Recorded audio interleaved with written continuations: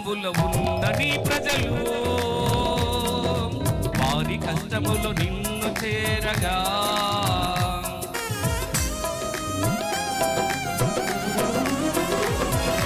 వారి సత్వములో ఉన్న నీ ప్రజలు వారి కష్టములో నిన్ను చేరగా